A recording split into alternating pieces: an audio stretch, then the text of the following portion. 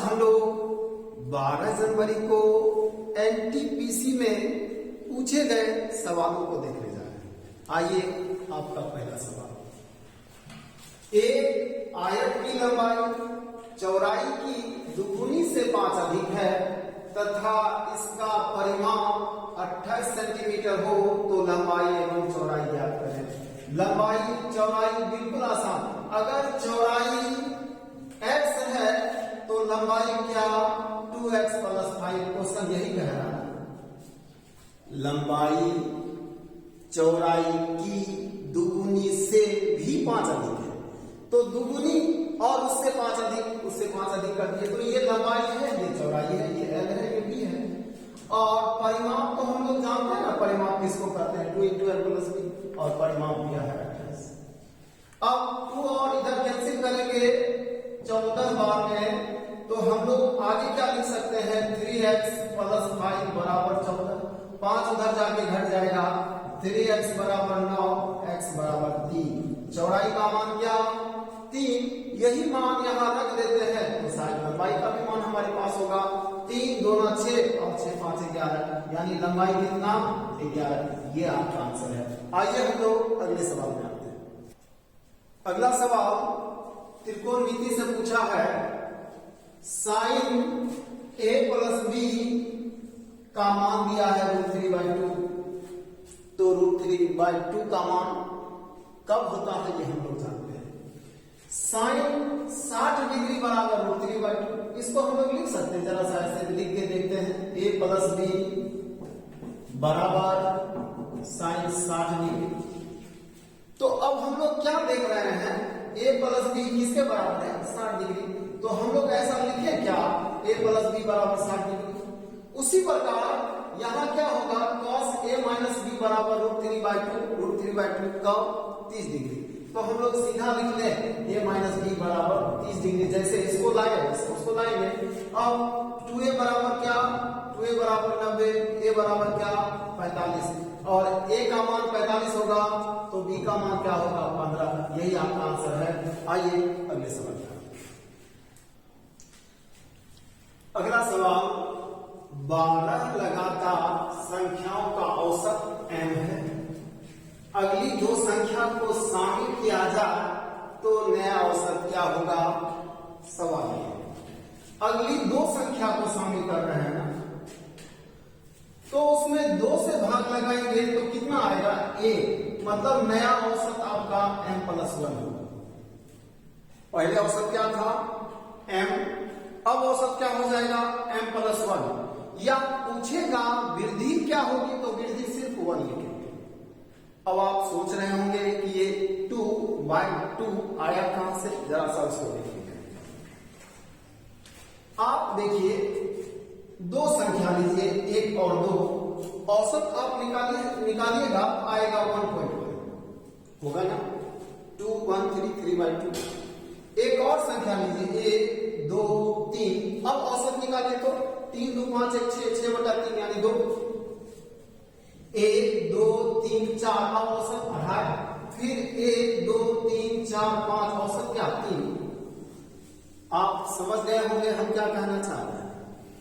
एक संख्या बढ़ा रहे हैं तो वृद्धि क्या हो रहा है हाफ, एक संख्या बढ़ा रहे हैं तो वृद्धि हाफ बढ़ रहा है। देख लीजिए, तो 2 संख्या बढ़ाएंगे तो वृद्धि क्या होगा 3, यही है। अब 3 संख्या बढ़ाएंगे तो क्या 4 संख्या बढ़ाएंगे तो क्या 2, बस यही आपका आंसर है। 2 से भाग लगाने का मतलब वही था हाफ। आइए आपका आंसर। आइए अगले सवाल। अगला सवाल, एक वृत्त जिसका सेंटर O है, जिसमें एक त्रिभुज ABC है और क्वेश्चन कर रहा है एंगल OBC का मान 59 डिग्री, मतलब OBC ये 59 डिग्री। अगर ये 59 है तो ये क्या होगा, ये भी 59 होगा। क्यों 59 होगा, क्योंकि ये रेडियस है और ये भी रेडियस है, दोनों भुजा बराबर है तो आमने सामने का कोण भी बराबर होगा। और ये 59 तो इस कोण का मान क्या होगा। तीसरा कोण निकालना बहुत मुश्किल, क्या 180 में आप ये 59 और 59 घटाएंगे, 59 और 59 का योग होगा 118। होगा 62। इस कोण का मान O का मान 62 हम लोग लिखेंगे और इस सेंटर पर बने कोण का मान 62 होगा, तो परिधि पर बने कोण का मान आधा होगा 62 का। ये आंसर होगा 31। इसका चर्चा हम लोग पिछले वीडियो में भी कर चुके हैं कि केंद्र पर बना कोण परिधि पर बने कोण का दूना होता है, और ये दुगुना होगा तो ये आधा होगा, ये 62 होगा तो 31 होगा। आइए अगले सवाल। किसी संख्या के अंकों का योग 12 है। यदि संख्या को पलट दिया जाए तो प्राप्त संख्या का 4 गुना मूल संख्या के 7 गुना के बराबर होगा। तो संख्या क्या है? देखिए वो संख्या कहता है, अगर संख्या आपका ये है तो पलटने पर प्राप्त संख्या क्या होगा? वो ये होगा। पलटने पर डिजिट उल्टा पुल्टा हो जाएगा, x y के जगह y x के जगह, यही होगा ना, और कुछ नहीं होगा। जैसे 1 2 को पलटेंगे तो 2 1 होगा, और तो कुछ नहीं होता। अब क्वेश्चन करता है अगर संख्या ये है तो पलटने पर प्राप्त संख्या ये है। पलटने पर ये आपका संख्या है और पलटने पर ये संख्या होगा। पलटने पर प्राप्त संख्या का 4 गुना मूल संख्या के 7 गुना के बराबर है। ये क्वेश्चन पलटते हैं तो कोई नई संख्या मिलता है ना, उसका 4 गुना मूल संख्या के 7 गुना के बराबर है, तो इसको हम लोग बराबर लेंगे और आगे देखते हैं क्या होता है। 70x प्लस 7y बराबर 40y प्लस 4x। 4x इधर आके घट जाएगा तो ये होगा 66x, और ये उधर जाके घट जाएगा तो 33y, और 2x बराबर क्या? y 33 से 2 बार में कट जाएगा। अब इसके बाद इसका यूज हम लोग इस समीकरण में लें।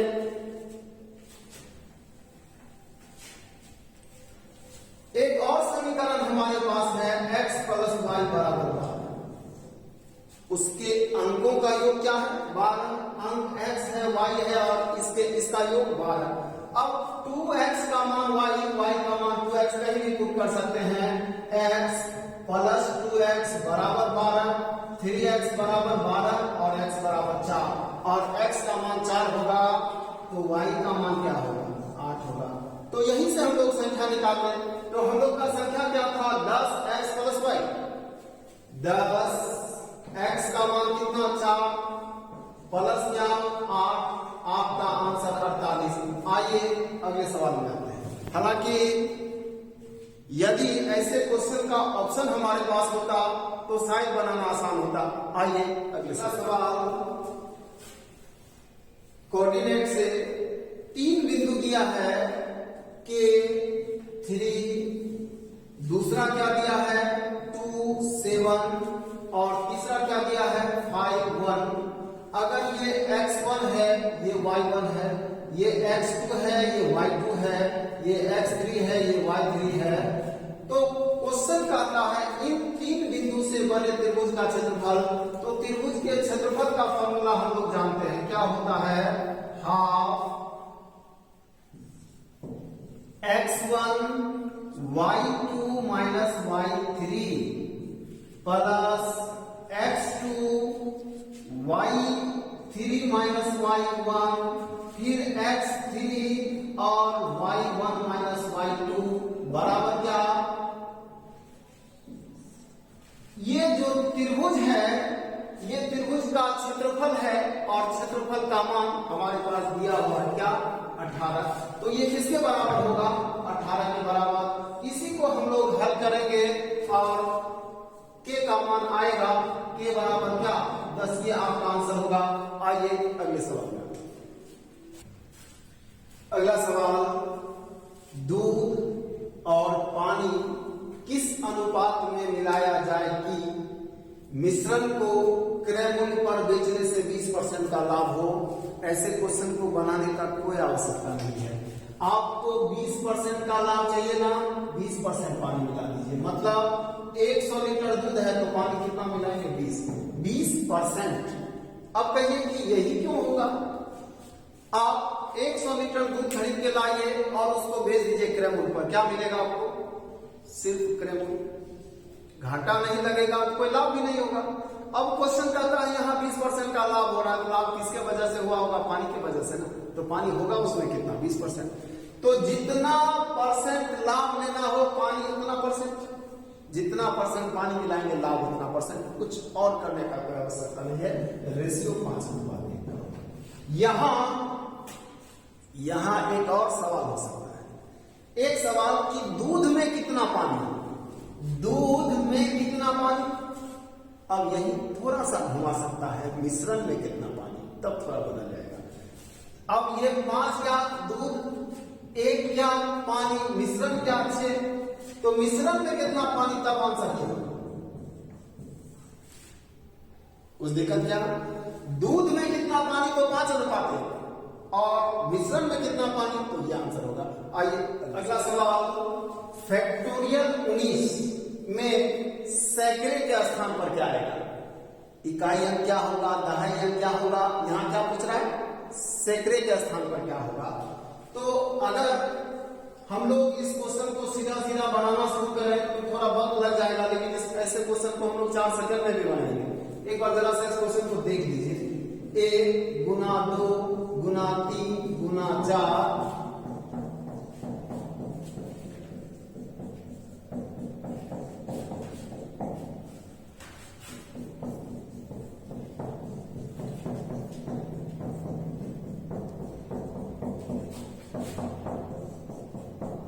यही है ना। इन सभी को गुना करेंगे तो क्या होगा, और उसमें इकाई क्या होगा, दहाई क्या होगा, सैकड़ा क्या होगा? देखिए यहां कहीं ना कहीं 10 है, मतलब इकाई अंक तो 0 होना है। किसी भी संख्या को 10 से गुना कीजिएगा तो 0 तो इधर आ ही जाएगा, इकाई अंक 0 होगा। अब देखिए यहां आपके सामने 2 है और आपके सामने 5 है। ये 5 गुना 2 जब भी आएगा ये 10 बनेगा, फिर एक 0 आएगा। अब आपके सामने 15 भी है, 15 में ही 5 होता है, और उस 5 को फिर 2 से गुना करेंगे, 2 तो बहुत सारा है, 4 में भी 2 है, 8 में भी 2 है, तो फिर गुना करेंगे फिर 0 आएगा। तो इकाई स्थान पर क्या होगा? 0। दहाई स्थान पर क्या होगा? 0। सैकड़े के स्थान पर क्या होगा? 0। आपका आंसर होगा 0। सैकड़े के स्थान पर क्या होगा? 0। लेकिन इतना समय देना शायद उचित नहीं होगा। आप क्या कीजिए, 19 को 5 से भाग लगा दीजिए। 19 को 5 से भाग लगाएंगे कितने बार में? 3 बार में। 15 3 बार में भाग लग गया, मतलब ये श्योर हो जाइए कि वहां 3 0 अवश्य होगा। इकाई दहाई मतलब दाहिने और 3 0 आएगा, और जब 3 0 आएगा तो इकाई स्थान पर क्या होगा? 0। दहाई स्थान पर क्या होगा? 0। सैकड़े के स्थान पर। इसका मतलब है कि संख्या इस टाइप का होगा, उसके बाद कुछ भी हो, मतलब ये 3 0 वहां होगा। यहाँ 3 आने का मतलब है यहाँ 3 0 होगा, तो सैकड़े के स्थान पर क्या होगा? 0। कुछ नहीं जानना है। इसी आधार पर एक सवाल हम लोग अगर ले,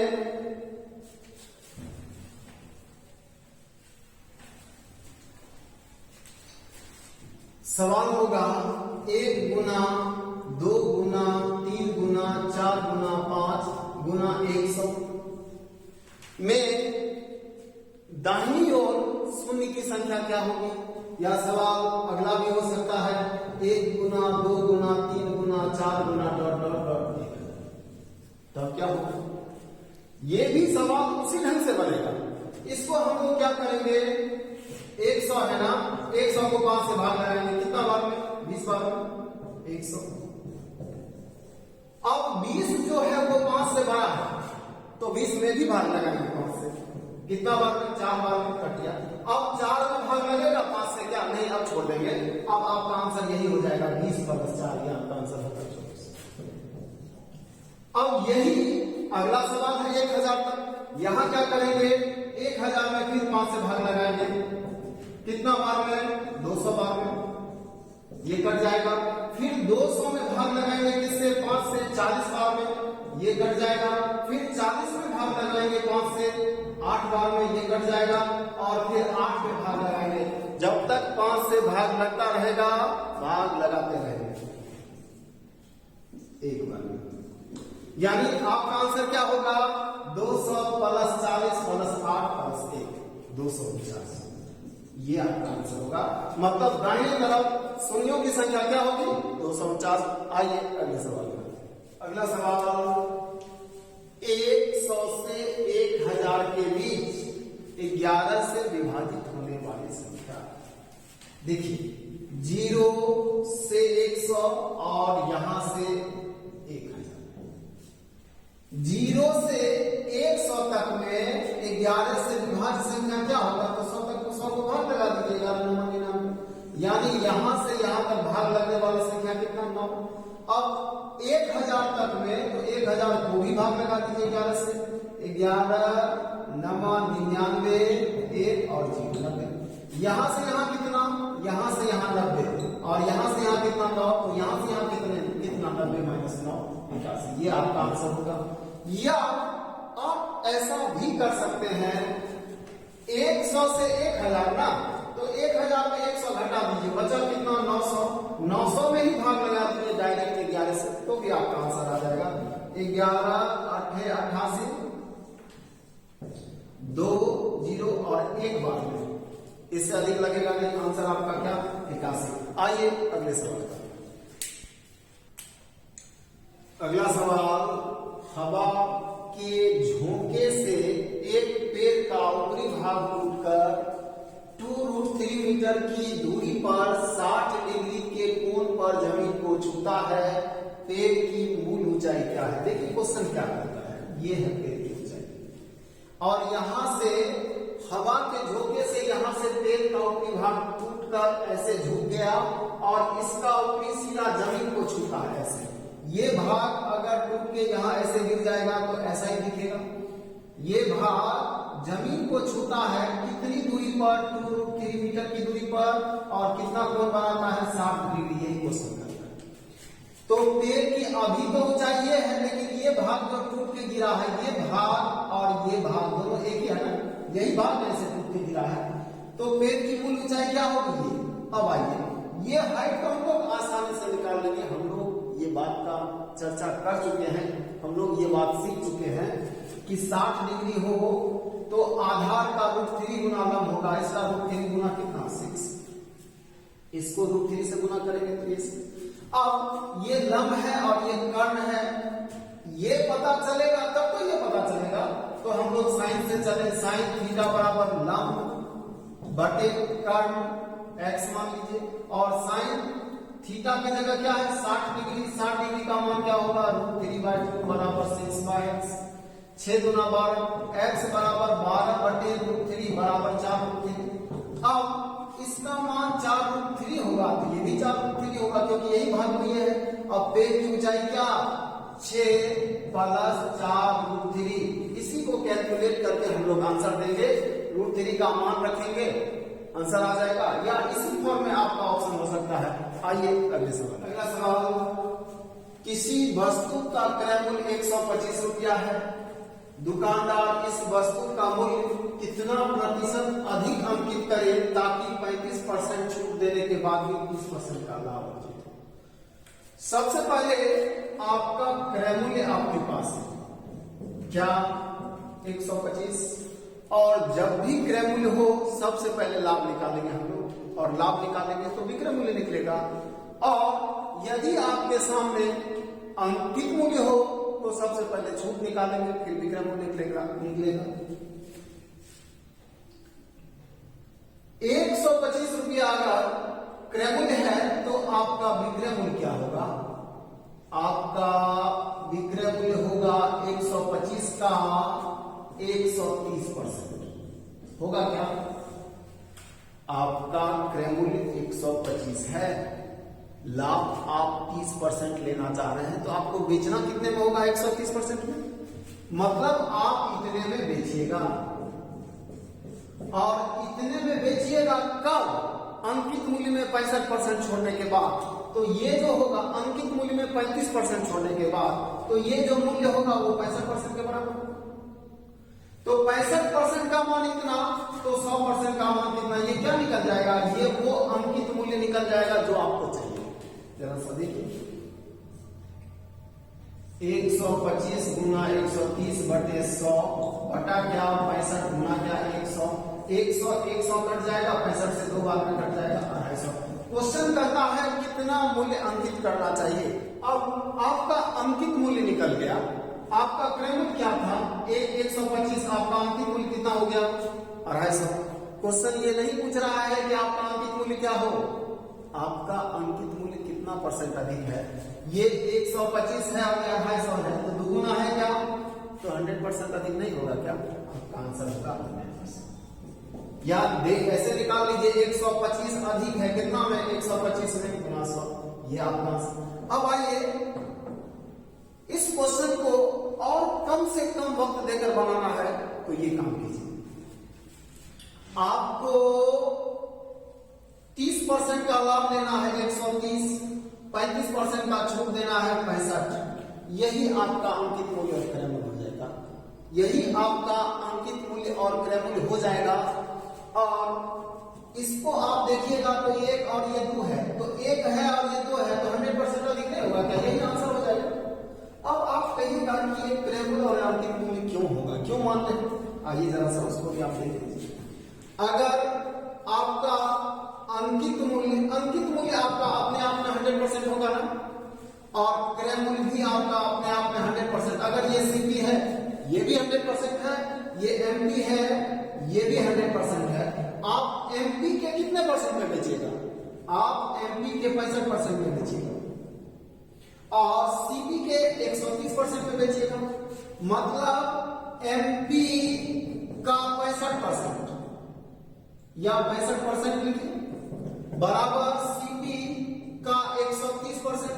अब सीपी को इधर लाइएगा तो एमपी बटे सीपी बराबर क्या दिखता है 130 बटे 65%। आप देख रहे हैं वही बात आता है। अब इतना सिद्ध करने का जरूरत नहीं है, ये आपको जानना है हमेशा कि आप अगर 35% छूट पर बेच रहे हैं तो 65, 30% लाभ पर बेच रहे हैं तो 130।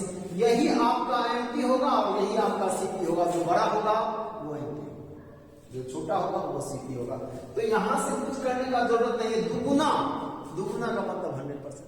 अब हम लोग मिलते हैं अगले वीडियो में अगले दिन पूछे गए सवालों के साथ।